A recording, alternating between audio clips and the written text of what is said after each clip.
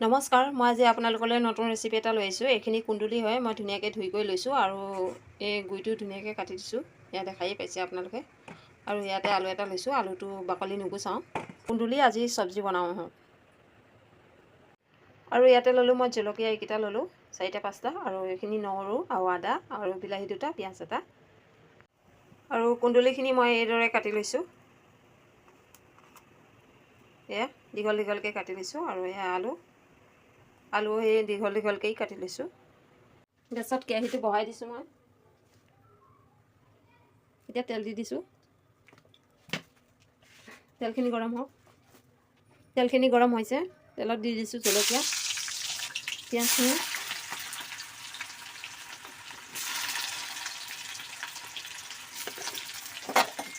এইখিনি লৰাই দিব। পিঁয়াজখিনি অলপ ভাজি লৈছোঁ। এতিয়া এইখিনি দি দিছোঁ ইয়াতে চব্জিখিনি।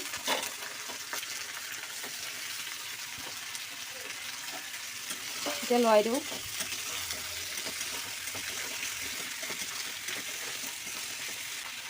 ইয়াতে দিছোঁ নিমখ। নিমখটো আপোনালোকে যি পৰিমাণত খায় সেই পৰিমাণত লৈ ল'লে হ'ল। হালধি দিছোঁ। এতিয়া লৰাই দিওঁ।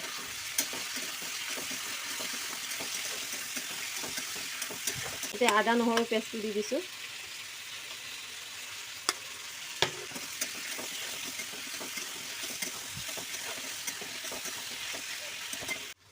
এইখিনি লৰাই দিম, সিজিছে অলপ। ইয়াতে বিলাহীখিনি দি দিলোঁ মই।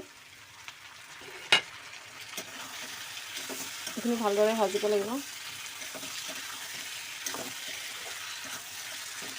কুন্দুলিখিনি আপোনালোকে আধা ভাজি ল'ব, তাৰপিছত বিলাহীখিনি দিলে হ'ল। ইয়াতে অলপ দিছোঁ ধনিয়া গুড়া, অলপ দিছোঁ শুকান জলকীয়া গুড়া। এতিয়া এইখিনি ভালদৰে লৰাই দিব লাগিব।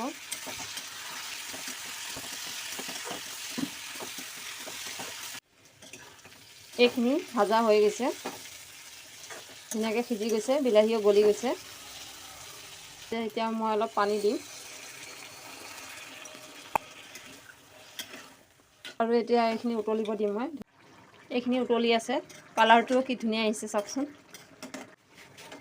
এইখিনি হৈ গৈছে, পূৰা গ্ৰেভি টাইপত বনাই দিলোঁ চব্জিখিনি মই। এতিয়া নমাই দিম। এয়া কুন্দুলি চব্জি হৈ গ'ল। আপোনালোকে এইদৰে বনাই খাব, বহুতে টেষ্টি। আৰু ভিডিঅ'টো যদি ভাল লাগে লাইক কমেণ্ট শ্বেয়াৰ ফ'ল' কৰি দিব। আজিলৈ ইমানতে সামৰিলোঁ, পুনৰ নেক্সট ভিডিঅ'ত লগ পাম। ভিডিঅ'টো চাই থকাৰ কাৰণে বহুত বহুত ধন্যবাদ। Bye bye.